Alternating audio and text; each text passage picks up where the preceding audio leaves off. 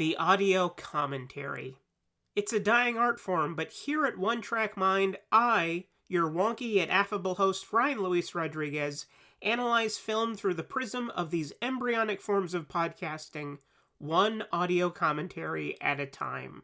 Masterpieces, crapster pieces, live action, animation, cult classics, films literally no one has ever heard of. No track is too small, and no track is too big. Join me and my guests from the entertainment world as we keep these features alive every other Tuesday. Hey, who else is going to discuss Bill and Ted's Bogus Journey one week and Citizen Kane the next? Us, that's who. Sure, you have to put up with my voice, but there's a certain give and take in this industry. That's One Track Mind, part of the Someone's Favorite Productions family, and available wherever you get your podcasts.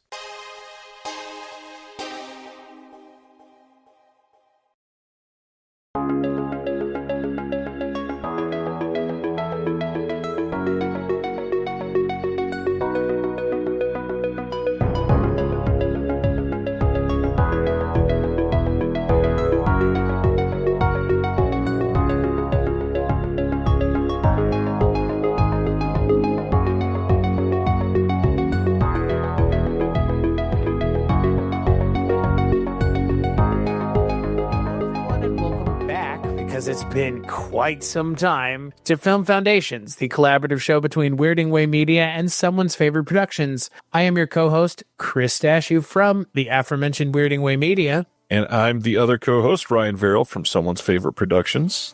On this show, we ask and answer 4 questions about a given topic that is surrounding either an actor, director, franchise, or microgenre. In this episode's case, it will be the microgenre known as found footage. Our job is to entice you to broaden your horizons on film, to encourage you to travel down film tangents and the side roads that you may have never traveled otherwise.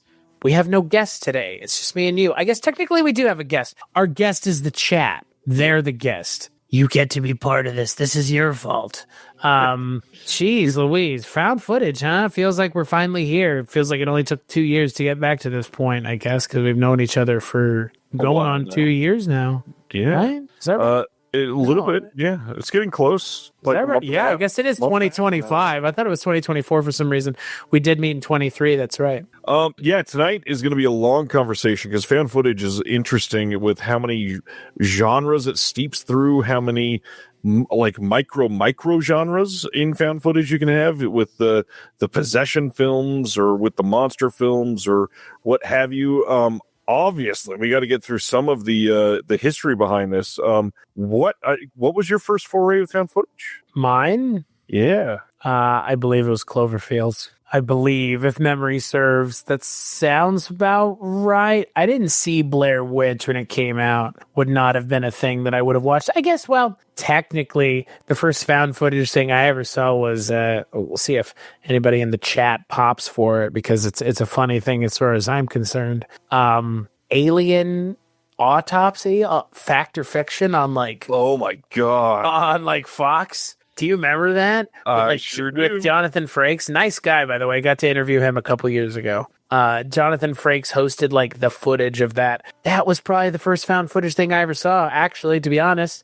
And that scared the shit out of me. I mean, I know it's fake now as an adult, but I enjoy it now watching it. There's a monologue that Jonathan Frakes does at the end that, man, it's just great. He's like, imagine, if you will, the aliens are real. And it's just like, he's so sincere. And again, like, he's such a nice guy. I mean, like, me having interviewed him does not factor into it at all. Like, I was a fan of that long before. But yeah, that for me is probably, I think, the first thing I can remember. And then in terms of like, quote, movies, unquote, I think it's probably Cloverfield.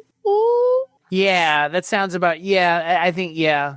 Yeah, there wasn't like a glut of them for a while, and then there just kind of was. Like, you know what I mean? Like there was, there weren't, and then all of a sudden it's like we just couldn't escape them. So yeah, that's mine. What about you? I'm trying to remember and piece together the timeline in my mind, because it was either Blair Witch Project or one that a lot of people forget is found footage, but Cannibal Holocaust.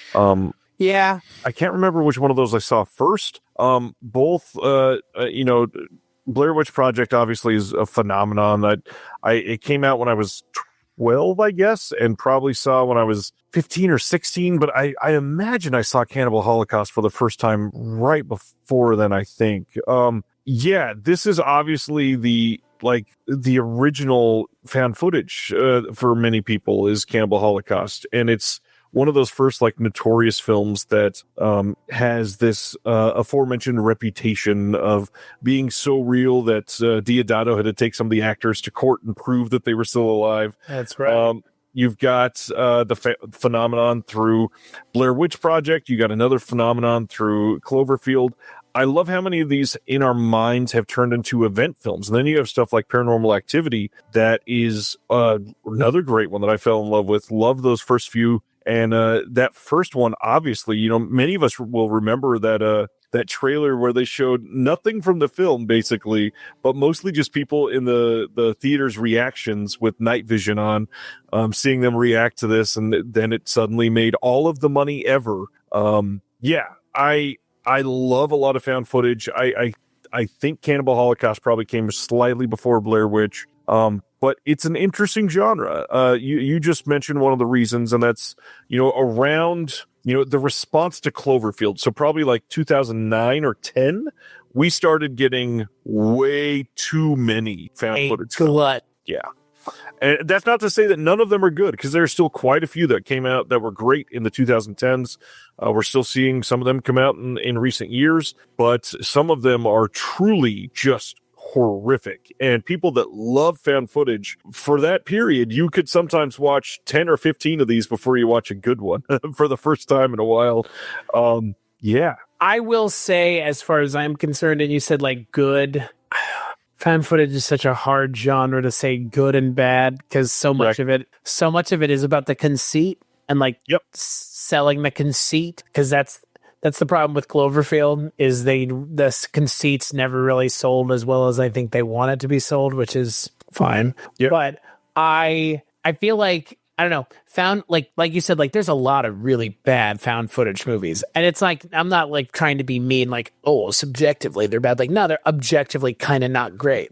Objectively they're kind of not great. And again, as someone who's seen a fair amount of found footage movies, I can say that, but I don't like to. But also, when you get, again, something like Cloverfield that is so, I don't know, such a big thing kind of in the industry, it really moved the needle in a lot of ways. It's I don't want to get ahead of myself here, but in a lot of ways it might be the found footage movie. Yep. Everybody's going to copy it. So it's not surprising, but in my mind, at least, found footage is it's a genre where either you like it or you don't. And I don't feel like there's a lot of room in between. Am I wrong? No, I think you're absolutely right. And I think that one thing that we're going to talk about tonight, our question number 2 that we always cover, is going to be kind of a crucial question, because there are many opportunities for missteps if you are new to found footage. And the way we always approach this is essentially imagine if you've never seen any of this. And I understand that for this microgenre, like some of the episodes that we've done, this one's going to be kind of difficult for you to have never seen any of them. But maybe this is about you really diving in and saying, I kind of liked this one I saw, but I really want to approach the genre as a whole from a new point of view or perspective. That first film that you watch could kind of color how you view everything. Agreed. So if you're watching something that was a Sci-Fi Channel original from 2011, it's probably going to put you off. But there are genuinely some no-budget masterpieces in this microgenre that are truly some of my favorite films, just based on the way that they're made, and they make you feel and they immerse you in the storyline. I agree. I'm really excited. There's a lot of movies that we're going to talk about that I really like, and there's a lot of movies that are going to come up that are real not great. Not great. Real not great ones, and there are a lot of them. A lot of them have to do with Paranormal Activity. Well, and one thing that we do sometimes is after the first couple questions, really before we get into number 3, we'll kind of list hey, what are some other big ones that we haven't had a chance to talk about? So as we're answering the questions here, make sure you're answering in the chat, and get ready for that conversation before question 3, because we're going to be talking about a lot of titles tonight for sure. Yeah, there. Ryan's gonna have his work cut out for him with all of the movies he's gonna have to list. Yep. So on that note, let's get to the first question. Ryan Verrill. It's been like 7 months since we've done one of these together.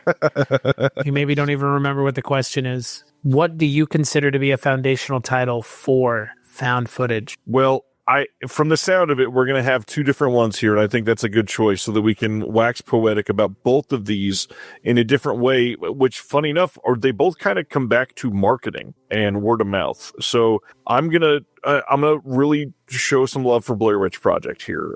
This, to me, is the main one. You don't have to think that it's scary necessarily. You don't have to be mystified by the ending, but there is something about being lost in that sort of no-budget filmmaking magic here that really is a staple to this microgenre. And we've talked about this on the show before, but the marketing behind this, where literally they went and showed a cut of this at Cannes, and then just the word of mouth from that started traveling, and people were trading tapes of this, and this whole like wildfire of a title started spreading, like from college campuses. People were starting to fall in love with this movie that they couldn't even see yet. And so when it finally released and they were able to get it, it was something that the community was like starving for. It was something that people had heard about. And if you were a real active film fan at the time, this was kind of unheard of. It's not like a James Cameron film that released 2 years earlier that played in theaters for 10 of the 12 months in 1997. This is just a bunch of nobodies that people genuinely thought were real individuals lost in the woods, and it turned into a phenomenon. And this movie is so well done with so little. The stories behind it are incredible. Shout out to Kevin Tudor, who's the host of the Almost Major podcast, who literally about 10 minutes ago I was just texting during the show. He's one of the biggest fans ever and could talk about this for the next 12 hours without breathing. This movie has created fans like that. It is something that people like foist their personality upon because it's such a monumental moment in filmmaking. And I would personally like to posture this is one of the last times that we saw like truly innovative from the ground up filmmaking coming out of the Hollywood scene. This is something that I don't know that we're going to get something like this ever again. And not only because of the publicity, but because it created something brand new. I would agree. Yeah, I would agree with that. I think, Blair, obviously Blair Witch gets kind of ruined by that Blair Witch requel that came out. Yeah, I know. I don't know what Adam Wingard was thinking.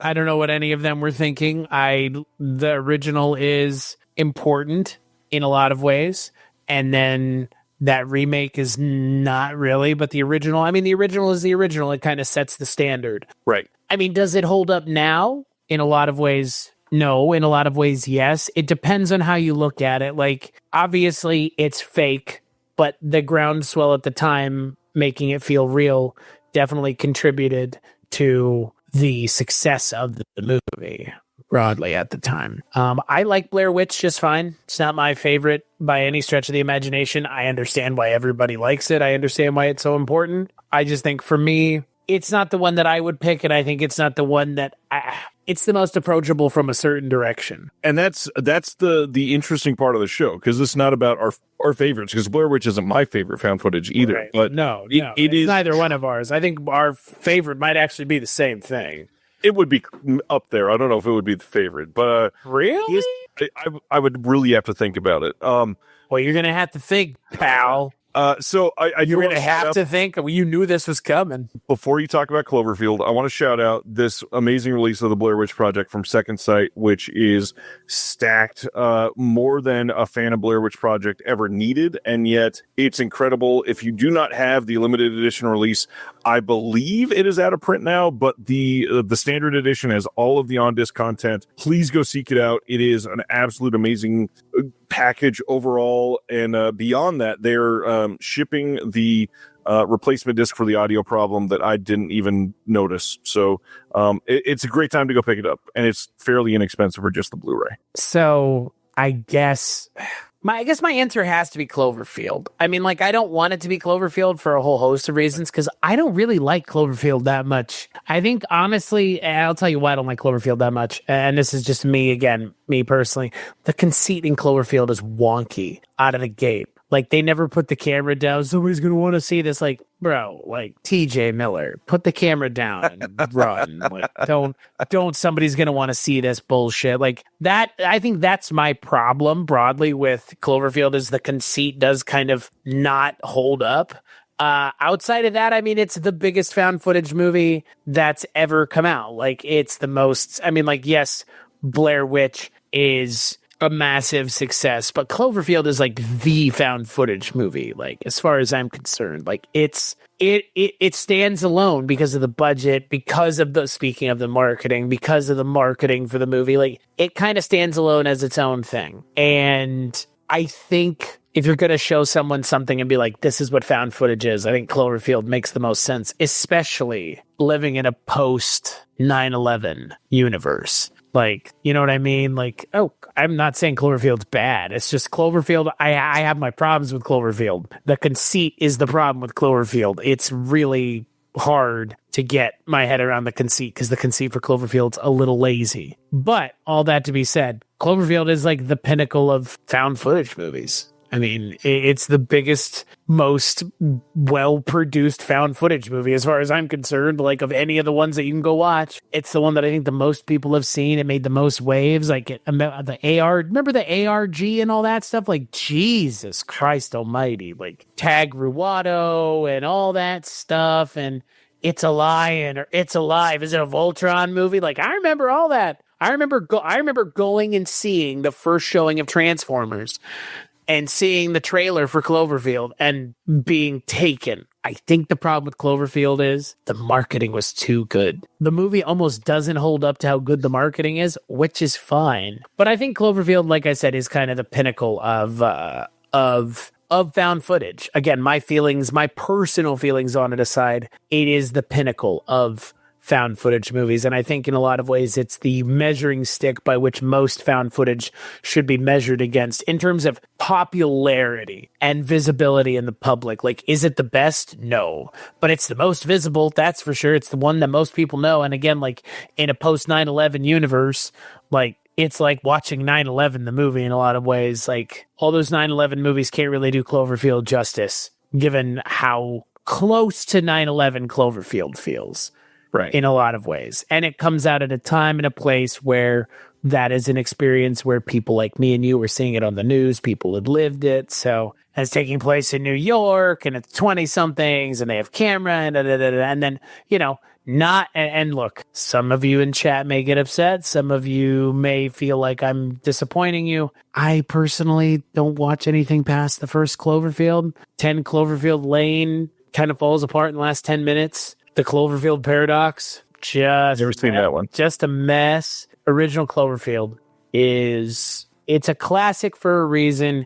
Matt Reeves is a hell of a director. I mean, Jesus, look at what he works on now. You know what I mean? Like Matt Reeves is a hell of a director. It's a hell of a movie. They kind of gilded the lily. It's almost a perfect found footage movie. There's just some things about it that don't add up for me. But other than that, if you're going to show somebody found footage, I think it's got to be Cloverfield. What do you think, Ryan? It's a great choice. It's either Cloverfield or Blair Witch, right? Like literally, like, and I frankly think it's probably both. And that's the thing. These are two very different sides of a many-sided coin because I think these are two great choices, but also we're still both kind of talking in the horror or horror adjacent subgenre.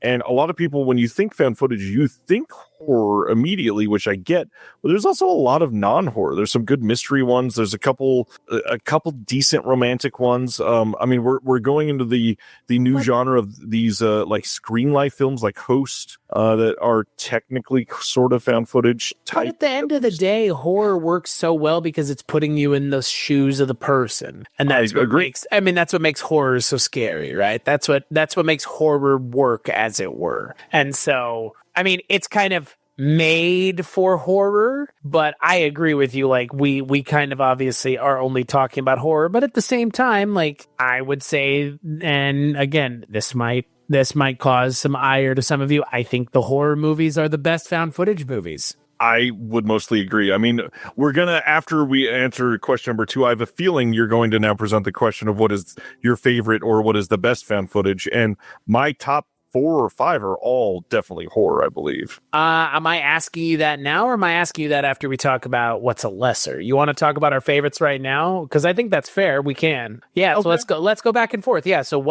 so in no particular order, because I think that's more important. Let's do 4 more each. So that'll be 5 each. So Cloverfield and Blair Witch have already been covered. So give me another one, because I have plenty in no particular order. I think number 1 on my list, what might end up being Creep with Mark Duplass. I think it is a masterpiece and a masterclass in tension and telling a very interesting, unique story that keeps you captivated. It is so damn good. And Mark Duplass, creepy as shit in that film. And the sequel, underrated. I think it's very good. Okay, I like Creep. I got to talk to the director a long time ago. That's a personal favorite of mine. I haven't thought about it in a while, but it's a good one. I am going to throw out one, again, horror, the Poughkeepsie Tapes. Great choice. Great movie. Took forever to see it. I mean, not me forever to see it, like broadly the world to see it. Yeah. I think I got to interview the Dowdle brothers and Stacy Shabosky back in the day, and they told me that was like a secret handshake back in Hollywood. Like, if you you guys are the ones who directed the Poughkeepsie Tapes, huh? I'm like, oh, that's cool. Like, yeah, Poughkeepsie Tapes is a good one. I mean, again, like Poughkeepsie Tapes, you got to kind of suspend disbelief a little bit, but I like it. I think it sells the gimmick and the premise well enough. Some of the acting's a little wonky, but I think Poughkeepsie Tapes, especially in our true crime fueled world now, I feel like people probably slept on the Poughkeepsie Tapes. Or, I mean, again, just the fact that the Poughkeepsie Tapes was kind of hard to see for the longest time. Right. My second, and this honestly is probably maybe the only one that I could say is what I think maybe a perfect film. I got to go with Wreck. The Spanish apartment virus outbreak film has remarkable acting, has incredible scares in this. Some really great effects, some things that catch you off guard, some great sound work, some very, very great choices, all done in what is now a franchise of not great films, but that first movie is truly perfect. I'm more of a fan of the J. Carp version.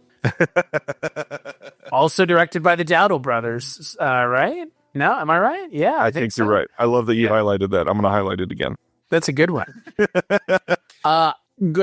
Good choice. I enjoy that movie. I do enjoy the remake. I think the remake's actually pretty good. It's not bad. It's nowhere near as good as Wreck, but yeah. Yeah, sure. All right, I'm going to go with another one. And again, no particular order, because I actually realized that some of these movies are like some of my favorite movies. It's like a real problem. I really, really, really, really, really big shout out. And I haven't seen the sequel, so if somebody in chat has seen the sequel, let me know. WNUF Halloween Special. I have the VHS of it sitting over there. Like, I went out of my way to buy one on eBay a long time ago.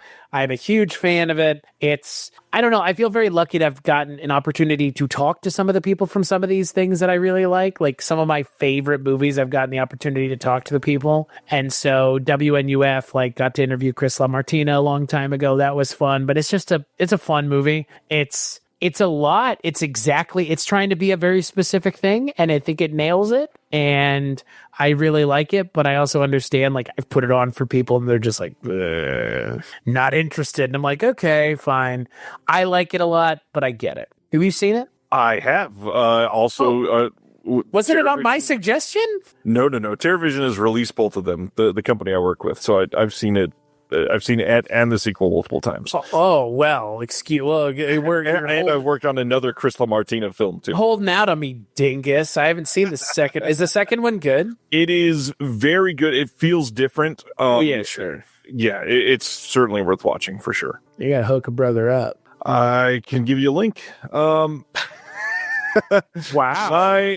Okay. Free, go ahead. I mean, yeah, I just want to watch it. I mean, I feel like I've done enough free publicity for the movie at this point, because every time we talk about found footage movies, I literally bring it up. Which is a lot. And it's a lot. Like, it comes up all the fucking time. Like, yeah, no. WNUF, I don't know how many times I've brought it up there. I feel like the same movies come up like every time. So I'll kick it to you now. Give me another one. Now, this is your third one, baby. It is my third, and I hope that you're going to use your fourth as the one that we were both thinking about. My third is a film called Gonjiam, Haunted Asylum. This movie is creepy beyond belief, live streaming type of horror movie that is just so well crafted, and the acting in this one is like truly believable in so many of the scenes, but really, like, just shout out to the asylum for being fucking creepy as hell. They chose a great location. It films so perfectly. You turn the lights off and that movie it'll get under your skin for sure.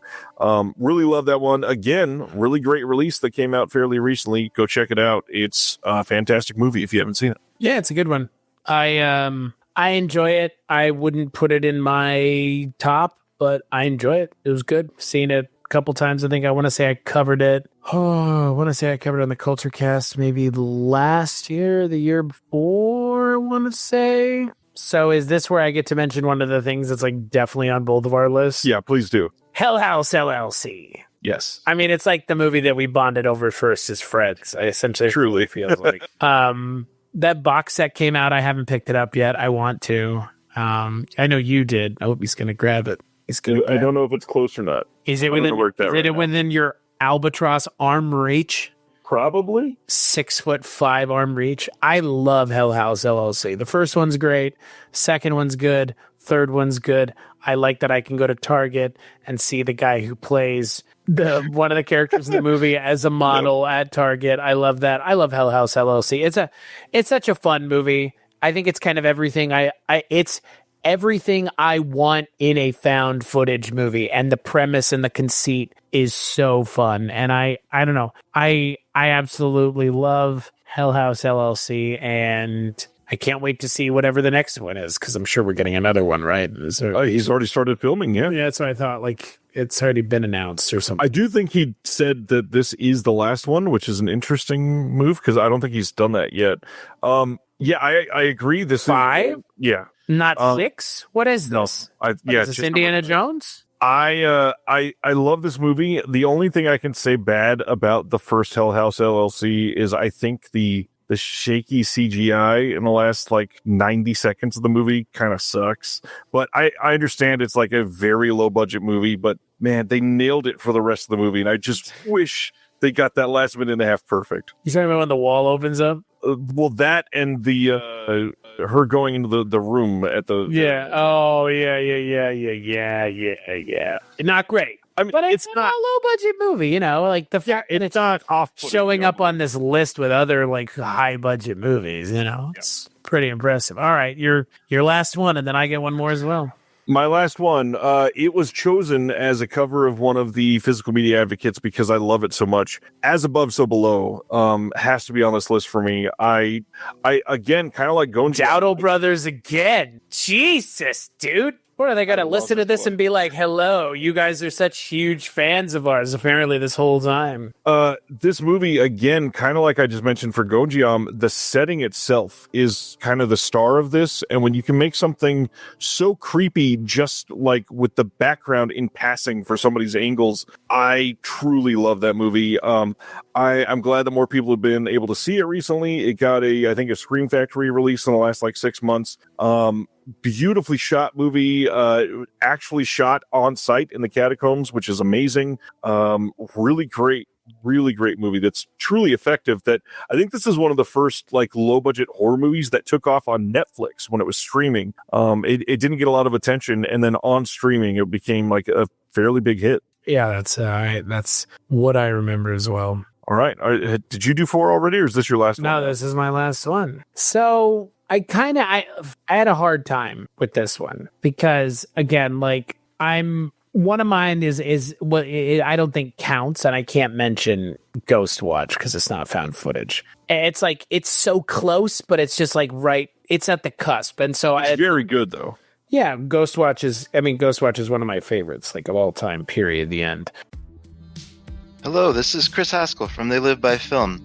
For those that don't know us, Adam, Zach, and I, we built a podcast over the last 2 years that's a combination of film discussion from 3 very different perspectives, as well as industry interviews with the leaders in boutique Blu-ray and 4K community. We started with Dev Crocodile, but over time we've been lucky enough to speak with Arrow Video, Severin, Mondo Macabro, Vinegar Syndrome, Radiance, Indicator, most of the OCN partner labels. It's been a blast. You can find us wherever you podcast, and also actually recently as part of Someone's Favorite Production Podcast Network. We hope to see you online. So instead, I'm going to go with one that we haven't mentioned, and one that I really like, and I think a lot of people probably haven't seen, which is Digging Up the Marrow, which is Adam Green. Adam Green, he hates people who pirate his movies. I interviewed him a long time ago, and he was very angry about that. He talked about it for like an hour straight. It's pretty intense. I really like that movie. Ray Wise is great. Adam Green is great as himself. I enjoy it. The less you know about it, the better. I think it's a movie that going into it is a lot of fun. And I mean, I really like the artwork of Alex Pardee as well. So if you like his work, then you're probably going to like the movie. And I think everybody kind of has a different Adam Green thing that they really like. Digging Up the Marrow is my favorite Adam Green thing, which is maybe surprising because he's done a lot of great stuff. But yeah, for me, Digging Up the Marrow is right there. I think Digging Up the Marrow is a movie that not enough people have seen. Agreed. How do you feel about it broadly? I mean, just truly love Adam Green. That's the biggest thing to defend here. For some reason, his movies just vibe with me. I absolutely love him. All of his stuff with Joe Lynch have been great. Yeah, this is a good choice. Solid choice. Yeah, I'm disappointed you didn't pick it. I've never heard you talk about it, though. Like, I don't think we've ever talked about it before. Because it's still lesser Adam Green for me, but it's still good. What's better than that? Hatchet, Frozen. Frozen is a masterpiece. Never seen it. Oh, man, it is. You got to watch that one. Maybe that's one that we should do as an episode on your show. Oh, yeah? That good? It's so good. Yeah. Is that where the people are stuck on the ski lift? Stuck on a ski lift potentially for a full weekend. Yeah. Interesting. All right. Are we ready for our second question then?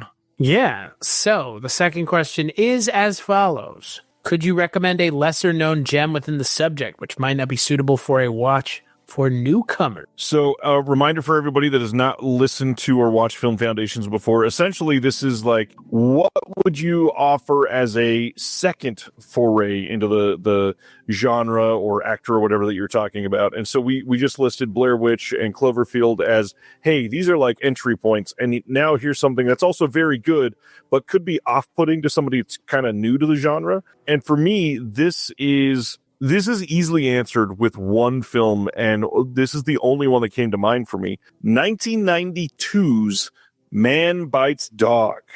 This is a French film about a camera crew that's following around a serial killer who is also a thief, and he's just kind of doing what he does. We're talking about a guy murdering people on camera, and this crew's just kind of along for the ride, and he gets more manic and loses his mind as the movie goes on. The movie itself is in French, and it has some really great scenery in it again as well. It's filmed on location in many of these beautiful spots, but also many of these rundown, just nasty locations that you would expect a serial killer or thief to kind of hang out nearby. And Man Bites Dog is a goddamn masterpiece. But for somebody coming new to found footage, I could totally see this one just putting you off. Like, the people in these are gross.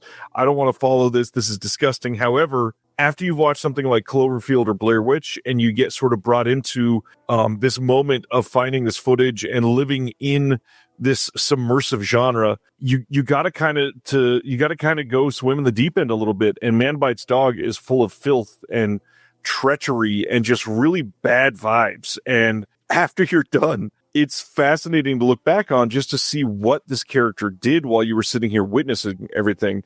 The movie is getting a Blu-ray release from Imprint Films here in just the next couple months, I think, like the end of March. It's the first time it's been released on Blu anywhere in the world. Had a really great Criterion DVD release that was, I think, like the second or third Criterion DVD I ever bought, and fell in love with the movie then. It is incredible. The movie is something that will blow you away if you've never seen it. And also, if you've never seen it, other than what I've said, go in blind. Don't go look up anything else. It is really interesting to see just how this character develops, I guess is probably the best word for that. Like character development. It is so damn good. Yeah, Man Bites Dog. I can see how people would be turned off, but I think it's a really great second watch for found footage. Is this the point where first off, I've never seen it, which I feel like is kind of a missed opportunity for me. Is this the part where I mentioned things like, oh man, I kind of feel like I don't want to unleash this upon your audience, but I'm sure that there are some people in your audience who would be interested in, and what I would say, like, and again, like, this isn't me like advocating for these movies, but Guinea Pig, Devil's Experiment, or like the August Underground movies. I'm not advocating for those, but I'm just mentioning those offhand if you're into some more intense stuff, because man, those are intense, weird. Hard to recommend too. Yeah, like I mean, like a very specific person. I would say my answer for this one is I don't think it's really a lesser known gem, but I think it's just a different flavor, and I'm not as big of a fan. But I think some people, if they watch it, might find it a little boring, but some people might vibe with it really hard, depending on your kind of level of uncomfort or discomfort in your house. Paranormal Activity, the first one, I think is the right answer here. It worked the first time. That's it. Like once I watched it a second, third time, I was like, it's okay. But for some people, it's going to really like scare the shit out of them. Because best I can tell, it really scared the shit out of some people when it came out. I like it just fine. I think it's a good movie, but I think it's kind of perfect for this spot because, again, like, I don't think you're going to watch it more than once. You might, if you really vibe with it, you might, but it's a movie worth watching, I think, to see kind of almost like a modern day Blair Witch in a lot of ways. Like, how can we do Blair Witch inside of a house as opposed to Blair Witch out in the woods? Because, I mean, again, like, Blair Witch is scary, but really only if you're in the woods. Like, Paranormal Activity is scary because you're in your house. Like, you go to bed in your house. So I like Paranormal Activity just fine, but I think it needs to be mentioned in this conversation. I think this spot is the right spot for it. What do you think? I still love all of these movies. I'm not saying they're good or bad. It's just like, right. I think for some people, they're going to watch it the first time and go, They'll go, I enjoyed it. They'll go, I enjoyed it, but then they would never watch it the second time. Funny enough, the one thing that I thought of when you just said all this is coming back to me how clean and sort of like barely PG-13 this movie is. I kind of wonder if I could show this to Jonah. Probably. Fuck him up. Scared the shit out of him.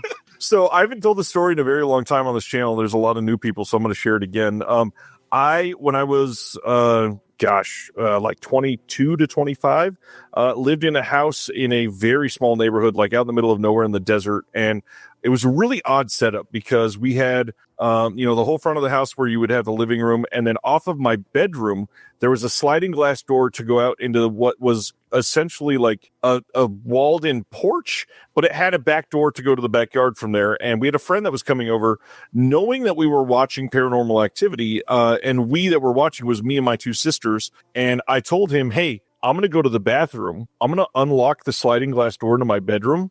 When you come in, go around the fence, go around the backyard and come in through that sliding glass door quietly and listen for the loud music and Paranormal Activity and scare the shit out of my sisters. And so I go to the bathroom and say, I'll be right back.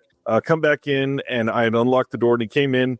And when it got to one of those moments where the sound obviously just gets really loud and booming, and I had a wonderful sound system at the time, really nice subwoofer, he grabbed the bedroom door handle on my bedroom and just pulled it shut hard twice. My youngest sister, who is over 6 feet tall, screamed so loud that it hurt my ears and ran and jumped on top of me in our living room so that I could protect her. One of the funniest things ever. I will never forget the story. Love Paranormal Activity. Solid. It's a good movie. Well, you want to list a bunch of stuff that is not going to come up in these two questions that we like or love or just really want to give attention to, because there's a lot in this genre. Yeah, I mean, somebody already mentioned VHS. VHS is worth mentioning. Out of Hand for a second. The House is October Built, also worth mentioning.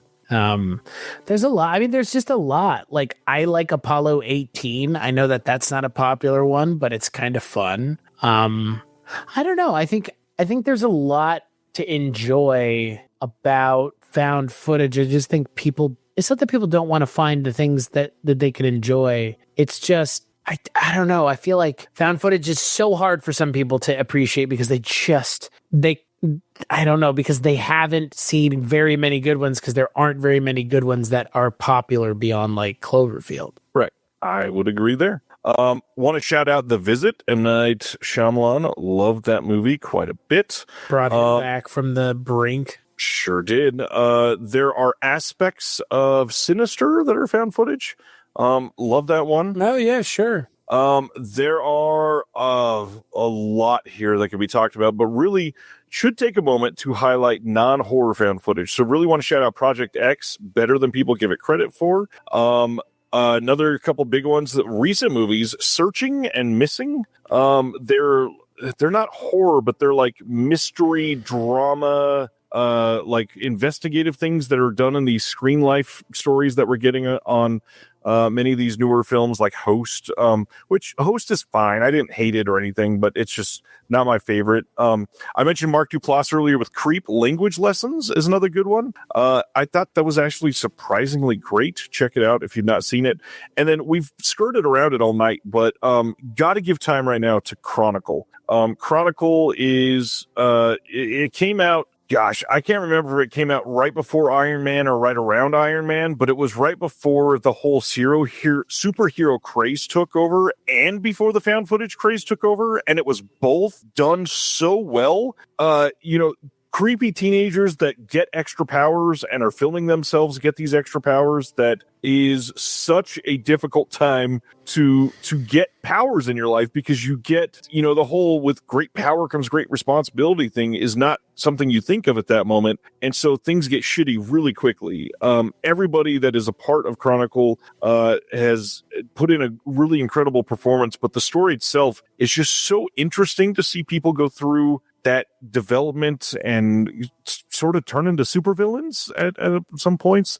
Also shout out from Zombies. The Last Exorcism, love The Last Exorcism, is essentially about a pastor or preacher or whatever that is, he's been an exorcist, and he is going into this to tell you how much they're fake for exorcists. And of course, it turns out this one that he's getting this filming crew to show you that it's fake is a real demon, and it ends up being a real exorcism.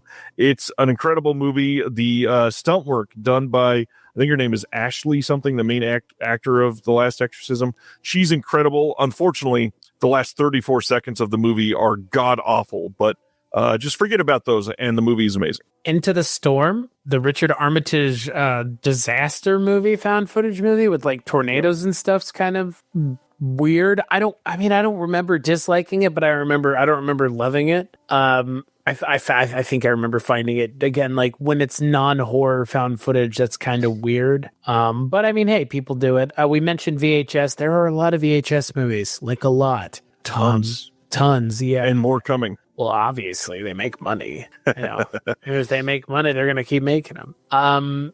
Grave Encounters is good. Essentially what would happen if Zach Bagans actually encountered ghosts, and then you have Grave Encounters. Trying to think what else. I mean, again, I've already mentioned like the furthest end of the spectrum with August Underground, which I'm not like advocating anybody go and look up. Like, I don't know. I don't know if I would advocate for a lot of people watching like non-horror found footage movies, because I just don't think they're very, I don't know, something about horror and found footage, right? Just like they go two hand in hand for me to like, it's hard for me to suggest anything else. I will argue against that with one more movie, and then one more. Oh, yeah, one more horror movie. But like almost all these have been horror. You know what I mean? Like, well, no, I just mentioned like 7 or 8 that are not. I know, but I'm saying like the bulk majority of these are horror. Correct. And yeah, the ones that aren't stand out. I get it. I agree. Like they really do stand out, because when they're done well and it's not a horror movie, like they really stand out. But the last one that's not horror that I really wanted to throw out here, End of Watch, absolutely amazing cop movie. It's body cam footage essentially with Jake Gyllenhaal and Michael Pena. Really, really great film. Love that one. And then the last horror movie that I wanted to bring up, the only one I had on my list other than the ones we've talked about, Deadstream. Came out a handful of years ago. It's about a live streamer going to a house that is supposedly haunted, and he is the most unlikable character in the world, and yet you love watching him. He is hilarious. You hope for the worst for him and yet hope for the best. It is a great fun movie. Check it out if you haven't seen it. I'm trying to think if there's anything else that jumps out at me. Like we've covered a lot of stuff. Like You remember a bunch after we hit the end screen button. I know that's how this always works. Like, oh yeah, well, no. Troll Hunter is a great one. Yes. Okay. The Devil Inside is not bad. Yeah, it's good for a one-time watch. I mean, I feel like a lot of found footage movies are kind of good for a one-time watch. I mean, like The Taking of Deborah Logan. I feel like I was about to say that one. Way. Yeah. Like I feel like that's good for a one-time watch. Have you seen Willow Creek? That one's pretty good. Bigfoot movie. It's the Bobcat Goldthwait movie. Yep.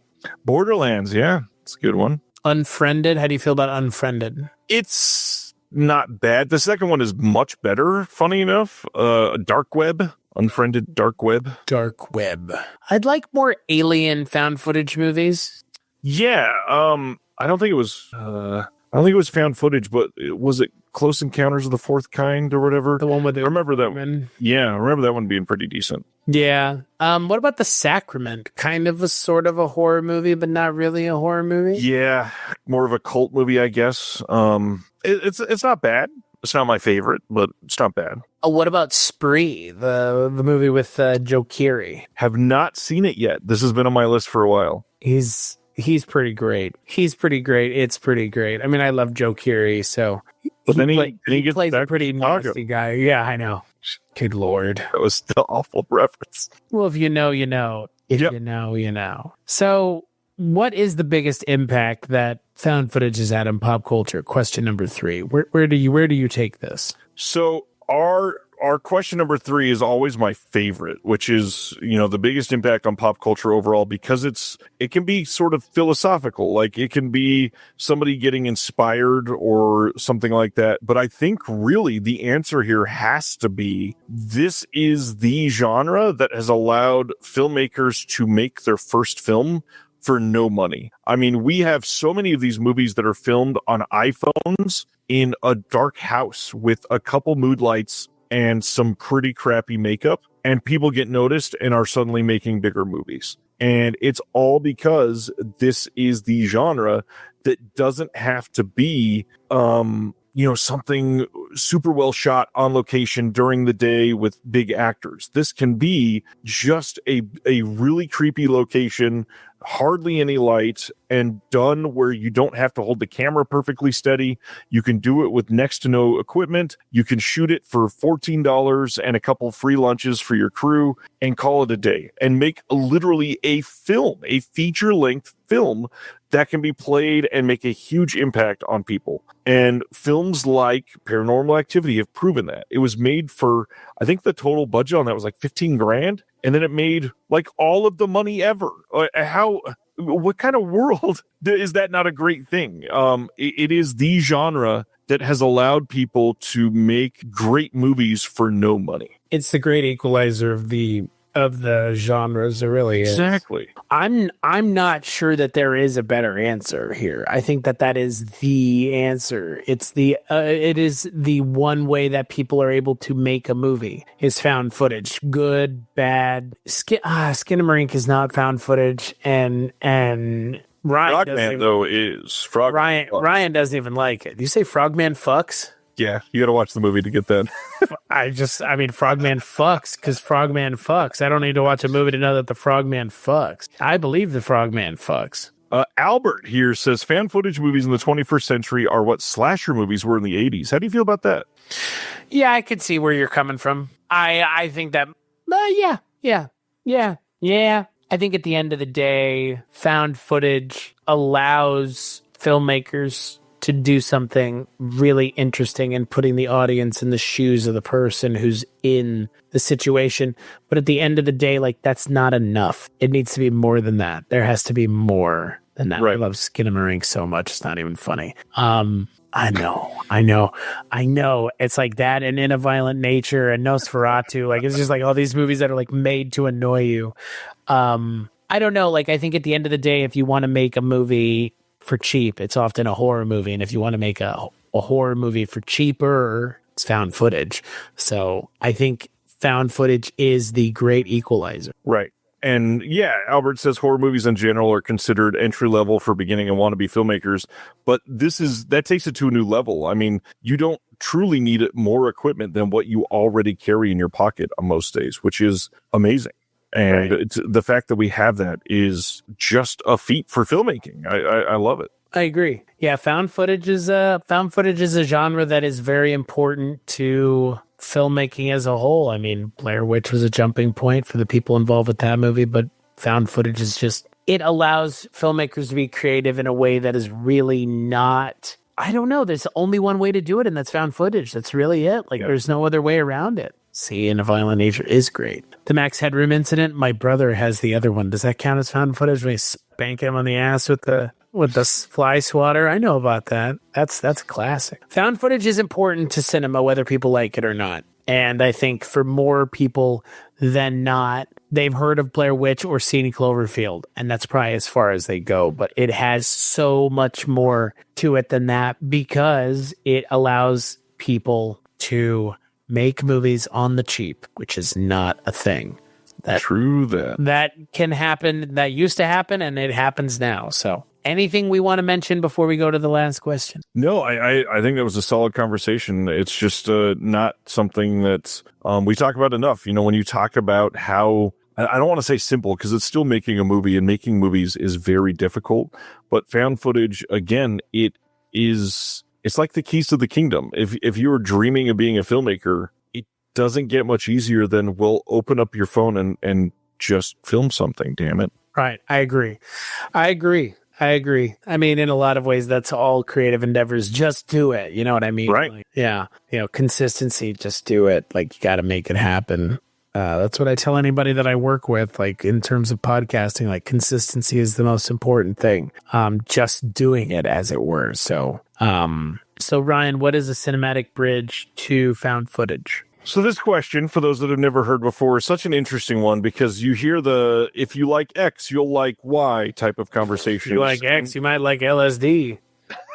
After this long conversation about found footage, the question now is, what else, if I already like this genre, will tell me that I could like found footage? And I think this is starting to get a little blurred, because some of this can be considered found footage. Like we talked about WNUF earlier, but I really want to talk about live streams and screen life films and the broadcast films, all sort of meshed into one. So things like The Last Broadcast, WNUF, and Ghost Watch. Yeah, Ghost Watch, and even not films, but those live streams that hopefully other people in the chat have seen these, and it's not just me being crazy, but a person just walking around Japan for 5 hours and just showing you what culture is like over there. Oh, you talking about Logan Paul? Not quite. It's all about the respect. That's what I've heard. When Logan Paul went to Japan, it was all about respect. That's why he filmed. Found footage, right? He found a guy hanging in the forest and he filmed it. Found footage. So, just a guy walking, behind storefronts through an alley, and then you come out and there's hundreds of people on the sidewalk, and just seeing what it's like, that sort of thing. If you're fascinated with that type of footage, found footage is an easy way to come to after that sort of thing, because obviously a lot of these are filmed on the little pedestal selfie stick thing for the backpacks, or the chest mounted camera tripods, but they're really interesting to see how you just portray thines. And I think it's a nice entry point to found footage. What about you? I think mockumentaries are a good entryway into horror, or I guess horror found footage, but I think found footage in general, mockumentaries. Yeah. I don't know if people like mockumentaries. I don't even know if people like the term mockumentaries, but I think mockumentaries are the obvious extension that you could get to for found footage. I mean, mockumentaries like Ghost Watch. In a lot of ways, Late Night with the Devil is kind of a mockumentary in a lot of ways. Those movies, I feel are the ones that I think of when I think of things that are the entry point, and they're a little bit, they hold your hand a little bit more. In a lot of ways, the Poughkeepsie Tapes is almost a mockumentary. So that would be my answer. I think mockumentaries are kind of the quote obvious answer here in terms of what could be a thing that other people have heard of or at least more comfortable with. But then it comes to the question of like, what mockumentaries are there that people know? Like, so I don't know. Maybe that's a question to be answered on another episode of this show. Now we have to do a mockumentaries episode? Yeah, Spinal Tap. That's a good one. Oh, well, yeah, I think so. I mean, Spinal Tap, I think, is more of a mockumentary than it is found footage. It's not found footage. Yeah, it's a mockumentary. That's the problem, though. Like, the line is very narrow and thin. So that would be my choice. Yeah. Yeah. Glad people were here to be able to participate in this. For those that have been watching all along this 4-hour excursion tonight, Chris, for those that have liked your takes, where else can they hear some of your work? Everything is over at weirdingwaymedia.com. That's where my show, The Culture Cast, is picking back up here pretty quickly. You really are the most devious bastard in New York City. Yeah, what we do in the shadows is great. Same with the TV show. weirdingwaymedia.com. That's where you can go for all the stuff that I work on. Patreon.com/culturecast is where you can go to support the stuff that I work on. Me specifically, I guess. Times are hard and shit's not getting any easier. If you can't help out financially, cool. Just like, rate, and review my stuff on iTunes or wherever you get it. More than likely iTunes. What about you, Ryan? Everybody watching on my channel knows that you can find me at someone'sfavoriteproductions.com or over on patreon.com/disconnected. But this is a really great time to jump on the Patreon as we're running that promotion right now, and happy to get some of these stuff shipped out to people that are going to love him. And the releases you'll be getting as part of that are incredible. That being said, there's a lot more to come through Film Foundations, through Disconnected, through Someone's Favorite Productions, and other shows. There's possibly even another show starting soon, so look forward for that. And actually, on that note, if you go and love podcasts, go check out the newest podcast to join the Someone's Favorite Productions podcast network, Tumbleweeds and TV Cowboys, hosted by Hunter Robinson, really good friend of mine. It's going to be covering landmark TV shows like Gunsmoke and the Oxbow incident and Western films from throughout all of the decades. I've recorded an episode on there. Will Dodson's done one or two of them. You got some Western experts showing up. It's going to be an incredible show. Hope people liked it. And check it out. As always, like, rate, and review the show wherever you get it, which is iTunes, where we would hope you get it. If it's on YouTube, smash that like button, hit subscribe. That helps us out there. And as always, we hope that by joining us and listening to us talk about movies, that you've been able to further your views, thoughts, and experiences.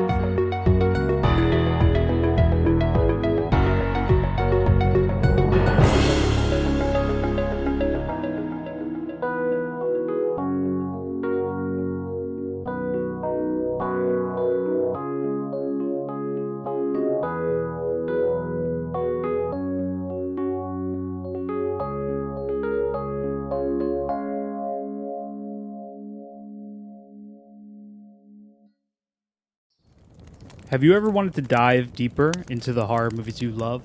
Beyond the Blood is a horror podcast for fans who want more than just surface-level screams. We do deep dives into the movies that shaped us, digging into director commentaries, behind-the-scenes stories, deleted scenes, and the special features that most people skip.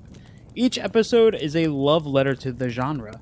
We break down how these films were made, the creative risks that paid off or didn't, and the lasting impact they've had on the genre as a whole. From 70s slashers to modern nightmares, we celebrate the craft, chaos, and characters that keep us coming back. If you're the kind of fan who rewatches movies with the commentary on, or you simply grew up in the video store horror aisle, the Beyond the Blood podcast was made for you. New episodes every single week. Subscribe, and let's dig deep. Welcome to the Beyond the Blood podcast.